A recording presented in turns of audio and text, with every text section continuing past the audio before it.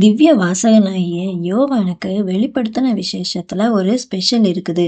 அது என்னன்னா, இந்த தீர்க்க தரிசன வசனங்கள் வாசிக்கிறவங்க, கேட்கிறவங்க, கை கொள்றவங்க எல்லாருமே பாக்கியவான்கள் தான். அதோடு இத பரிசுத்த ஆவியானவரே எழுதுறாரு. ஆவியானவர் சபைகளுக்கு சொல்கிறதை காதுள்ளவன் கேட்க கடவன்னு சொல்றாரு இல்லையா? இது ஒரு டைரக்ட் புக். அப்புறம் இது 100% தீர்க்க தரிசன புத்தகமாவும் இருக்குது. இதுல நிறைய விஷயங்கள் உவமைகளா இருக்கும். அதாவது சூரியனை அணிந்த ஸ்திரீ, 7 தலை 10 கொம்பு மிருகம் இப்படி ஏன் கொடுக்கப்பட்டிருக்குன்னா, இது எல்லாரும் படிக்கிற புத்தகம் கிடையாது. இயேசுவை அறியாதவர்களோ அல்லது அபிஷேகம் பெறாதவர்களோ இத படிக்க முடியாது.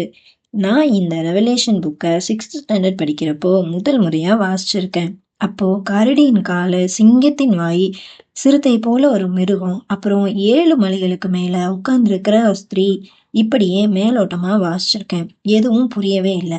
ஆனா அப்போ தேவனுடைய மகத்துவங்களை என்னால நல்லாவே உணர முடிஞ்சது. ஹையஸ்ட் டாப் மோஸ்ட் பிளேஸ்ல தான் தேவன் இருக்கிறத நான் உணர்ந்தேன்.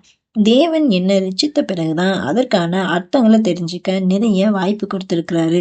நிறையவே சொல்லியும் கொடுத்திருக்கிறாரு. வேத வாக்கியங்களை ஆராய்ந்து பாருங்கள்னு சொல்லி இருக்கிறாரு இல்லையா?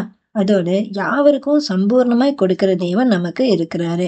அவர் சமூகத்துல இருந்து தீர்க்க தரிசன புத்தகங்கள்ல என்னென்ன ஸ்பெஷல்லாம் இருக்குதோ எல்லாத்தையும் கற்றுக்கொள்வோம்.